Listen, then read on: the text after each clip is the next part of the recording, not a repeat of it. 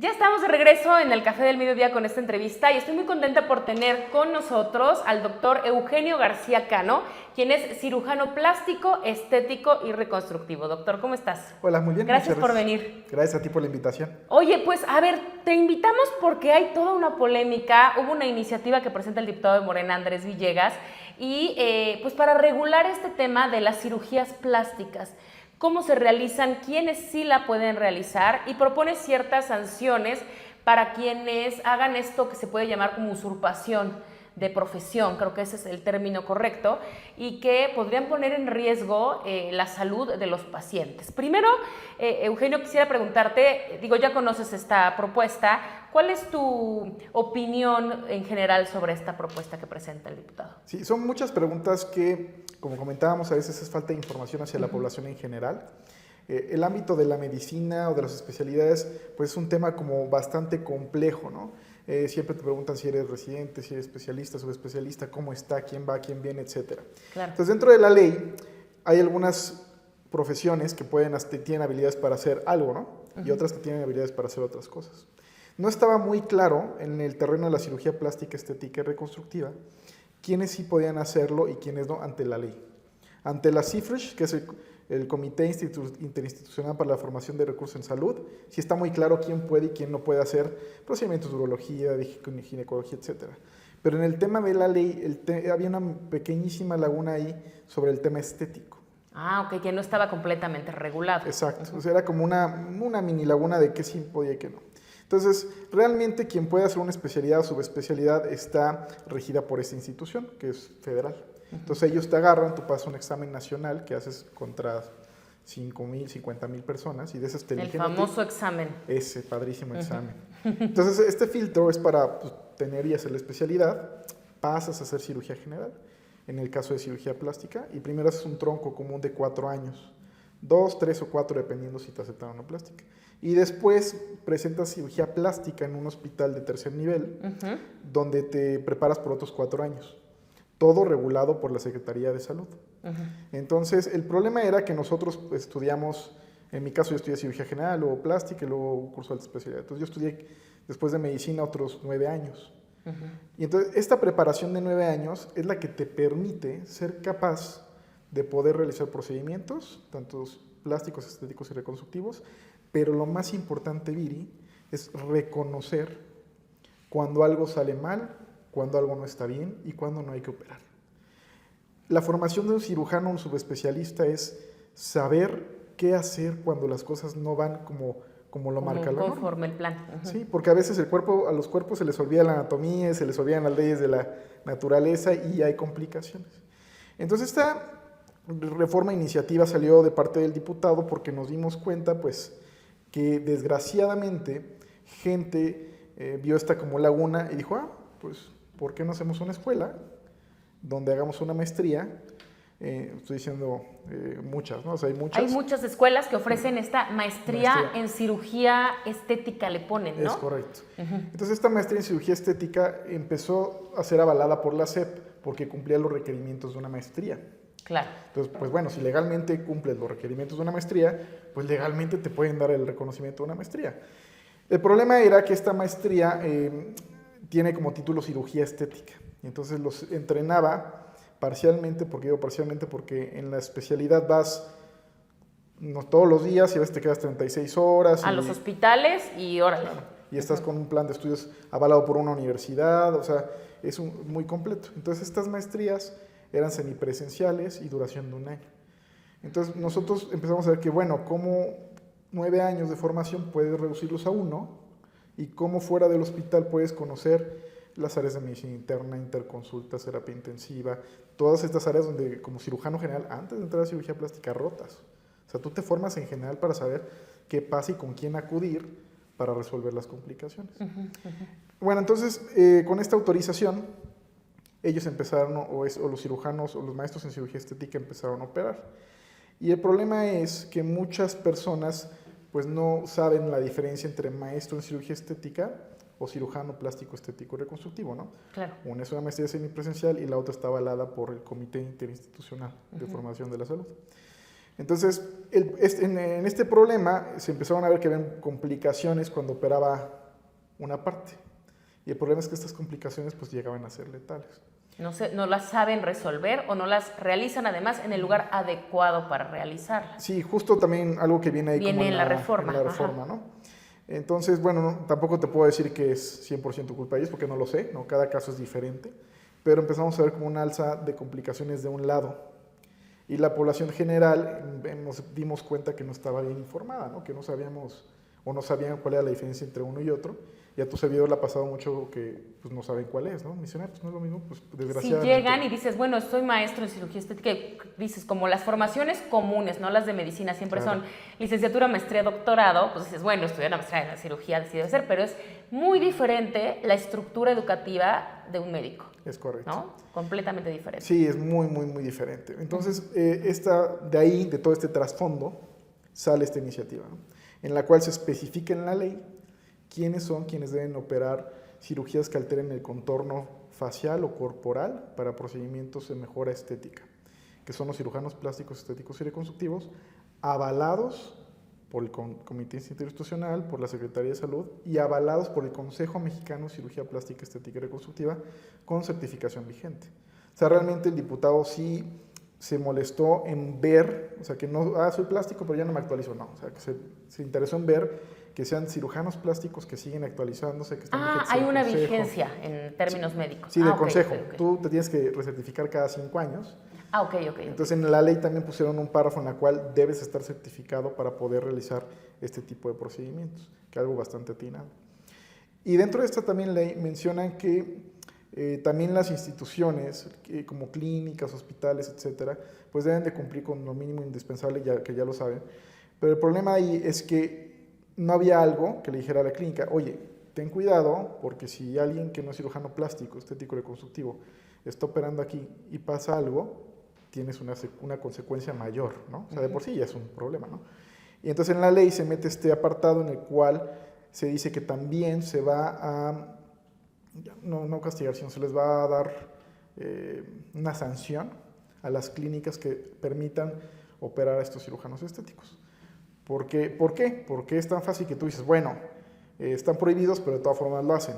¿Pero por qué? Pues porque hay instituciones que con que pagues el quirófano o rentes el espacio, te lo abren y no necesariamente están viendo que sí estén capacitados, ¿no? Es correcto. Y la verdad es que ahí hay una diferencia muy grande, porque nosotros aquí en Puebla ahorita somos 42 cirujanos plásticos, y la verdad es que de los 42, los 41 o 40 operamos en hospitales certificados. Entonces, la realidad es que generalmente nosotros tratamos de llevar cumplen la norma. Exactamente. Decía el diputado en la exposición de motivos, y no sé si tú, que además formas parte de un consejo, estás metido en esta situación o en este tema, que por cada cirujano plástico hay unos 20 médicos estéticos. Digo, yo sé que no está bien porque no pueden ser tal cual médicos estéticos, pero que están empezando a hacer este tipo. ¿Es así más o menos lo que está proliferando? Sí, bueno, aquí también para que lo dividamos bien, hay 2 ramas de esto de la estética. Cirujanos estéticos y médicos estéticos. Ok. Entonces, los que hacen maestría en medicina estética hacen procedimientos en los cuales no es invasivo y no ponen realmente en peligro la vida. La verdad es que no hay como mucho tema con ellos porque la verdad son médicos y están preparados para hacer lo que aprenden, ¿no? Obviamente yo prefiero que un médico estético ponga algo no invasivo que alguien que no estudió medicina, ¿no? Porque eso también por ahí va la ley, ¿no? Que la ley pasan otras chicas o chicos que maquillan y de repente empiezan a hacer botox. Sí, o otras ramas que no son directamente médicos o que tienen que ver con la salud y pues que no es la misma preparación. Entonces, ellos la realidad es que están dentro como de la ley, están haciendo lo que les compete y de la otra están los cirujanos estéticos, ¿no? Ahora dividamos los procedimientos para que nos entienda mejor la gente. ¿Qué procedimientos de los más comunes puedes hacer tú como cirujano y cuáles que no ponen en riesgo la vida podría ser un médico estético y no habría ningún problema? Pues se divide más bien a ser invasivo o no. ¿Qué significa? Todo lo que va a ser como prácticos con el público en general, todo lo que incluya bisturí, no debería hacerlo un médico estético.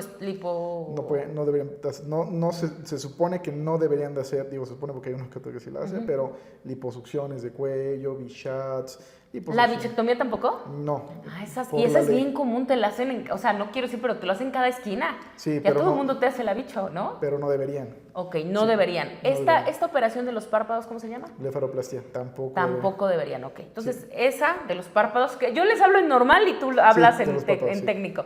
Pero la de los párpados, no. No. Lo de algo tan que pudiera parecer tan simple porque es muy común, la bichectomía tampoco, mucho menos la lipo. Y bueno, ya si hablamos de otras cosas como, es que no me sé los procedimientos. No, pero sí, una cirugía en mamas, en abdomen, en espalda, no. Bueno, mucho menos. Mucho menos, ¿no? Ok. Pero cosas que no son como invasivas no debería como haber Como por ejemplo el Botox, Botox no debe haber problema. puede ponértelo un médico estético, Sí, ¿no? están capacitados Bueno, para por hacer. supuesto la rino también tiene que ser Sí. un cirujano. Sí, de hecho en la rino la ley especifica bastante claro, en esa sí, porque hubo un tema ahí hace unos años con otorrinolaringología. Ah, claro, torrino, la Sí, porque se los que comentaba. están autorizados para hacer estos procedimientos son cirujanos plásticos y otorrinos. Fuera de eso, en teoría, no debería nadie más poder operar nariz, ¿no? No son trabas que se ponen como por monopolio o por querer hacer, No, etcétera, a ver, ¿no? es un tema de que no, perdón, pero que no se muera la gente en el quirófano, Claro. ¿no? Es Sí, un tema de verdad, seguridad. de seguridad. Claro, yo estudié, por ejemplo, cirugía general, ¿no? Yo roté por urología y podría hacer una prostatectomía, o sea, quitar la próstata, podría hacer una cesárea. Obviamente jamás en la vida voy a estar igual de capacitado que un ginecóloga que hizo 4 años de una especialidad. Claro. O sea, no puede ni por Pero mi si estás en cabeza. urgencias, si llega alguien con el apéndice, corran, ¿no? Sí, exacto. O sea, podrían. Podrían, sí, se supone que en teoría. Entonces, de esto parte como la ley y derivarlo. Y está enfocada principalmente a evitar que la mortalidad suba y poner en riesgo a la población en general. La realidad es que esta iniciativa de ley, y lo que me decías, ¿no? Entonces, ya separando estos dos. Claro, ya lo Sí, tenemos súper claro. ya. Entonces, sí, por cada cirujano plástico más o menos hay 20 cirujanos estéticos. ¿Y por qué es esto? Pues por la misma razón que lo platicamos. Para pasar el Nacional de Residencias pasa el 10% de los que ponen. Y todos pueden estudiar la maestría. Claro, y para entrar a plástica, Prácticamente. ya a mí me costó trabajo entrar porque era mucha competencia y yo entré cuando presentamos 85 y entramos 3. Entonces, y ya eran cirujanos y, o sea, mucha competencia. Y obviamente, pues si no puedes, pues te vas a veces por lo fácil, ¿no? Y lo fácil no significa que sea lo correcto. Entonces, obviamente, pues puedes ahorrar dinero y trabajar y todo. Y también, desgraciadamente, muchos médicos con esta ilusión de querer hacer su maestría, pues se dejan llevar por lo que dice el programa y que le dicen que sí, que todo es válido. Entonces, también como que los llevan un poco hacia esta zona de no te preocupes, no está nada mal, cuando si no estuviera mal, pues lo ofrecería la Secretaría de Salud, ¿no? Claro, sí. Entonces, pues obviamente hay 20 por cada uno porque es más así que tú pagues y lo hagas en 1 o 2 años a que pases un examen como de oposición, para que me entiendan, sí, ¿no? O sea, es un examen de oposición. Y luego te eches esos años. Eches tantos años. Y luego pases, ¿no? Porque para entrar a plástica, te repito, yo tuve muchos amigos que en estos procesos de elección pues llevaban 3, 4, 5 intentos, o hubo cirujanos que nunca pasaron. Y ahora, para terminar un poco, pero por el lado de los riesgos, doctor, no es nada más que quedes mal, porque puedes decir, es que ya mis 5 amigas antes que yo se operaron con él y todo salió perfecto. Es más bien que si surge una complicación, digo, además de que puedas quedar mal, pero que si surge una complicación en medio del proceso, no sepan cómo solucionarla. Sí, exacto. La formación del especialista y luego el subespecialista toma en cuenta al paciente como un todo. Entonces, tú sabes los antecedentes quirúrgicos, los preoperatorios, cómo están los posibles riesgos y después qué hacer en caso de riesgos o complicaciones que se puedan presentar, cómo identificarlas a tiempo, cómo evitar que sigan avanzando, a quién dirigirte, porque no somos todólogos, claro, a quién dirigirte cuando pasa algo que no está deseado. Si tienes que tener una asistencia de otro especialista porque hay un caso particular claro, en la paciente o el paciente. Sí, de hecho cuando van a la consulta con tu servidor, yo nunca les digo que no va a salir, o sea, yo les platico lo que voy a hacer y los posibles riesgos y complicaciones de lo que pueda ocurrir, porque no quiere decir que a mí nunca nada se me va a complicar. Por mera estadística, el 3% de las cirugías llegan a tener complicación. Ese 3% lo que queremos lograr es que entonces sea identificado por un subespecialista y que ese 3% sea una complicación menor. Que se abrió un poco la herida, que quedó un poco asimétrico, que tuvo una ligera infección pero no pasó a sepsis, a muerte, a perforación. todo esto. Y de hecho, hasta han pasado que hay cirujanos plásticos que desgraciadamente por lo que se han tenido complicaciones graves, pero que la paciente está con nosotros, ¿no? Que es lo importante. Claro, porque hemos tenido casos mediáticos, afortunadamente no tantos, pero sí hemos reportado algunos de pues, sí, cirujanos mueren. plásticos. O digo, perdón, cirujanos de no de vamos cirugías a elegir, muy desafortunadas, sí, ¿no? que terminan. que desgraciadamente fallecen. Y hay muchos casos de cirujanos plásticos con complicaciones, sí, o sea, lo normal, lo que dice la norma, la estadística. Pero afortunadamente por la preparación de muchos de mis colegas y de nosotros, evitamos que se compliquen aún más o que tengan un final desastroso. Claro. Entonces entra como en el rango de seguridad. Entonces lo que hace esta iniciativa de ley es eso, que realmente queremos o se quiere proteger a la población para que lleven una cirugía segura, que es lo principal. El lema del Consejo Mexicano de Cirugía Plástica y de la Asociación Mexicana de Cirugía Plástica es seguridad primero. Antes de cualquier cosa. Antes de cualquier cosa. O sea, si tú llegas con un paciente y ves que tiene un factor de riesgo, es una cirugía programada, electiva, paciente sano, lo difieres, no lo operas, resuelves el problema y después regresa a operarse. Entonces, eso es lo que queremos llevar y eso es lo que nos está ayudando esta iniciativa de ley del diputado Andrés. Perfecto, pues muchas gracias, contrario, doctor, por explicarnos. Ya nos quedó súper claro cuál es la diferencia y por qué es tan importante que se regule una práctica que no estaba regulada y en otros casos siempre está muy regulado quién hace qué tipo de cirugías, ¿no? Pues muchas gracias por estar con nosotros. Muchas gracias a ustedes, gracias a ustedes. Vamos a un corte y regresamos al Café del Mediodía.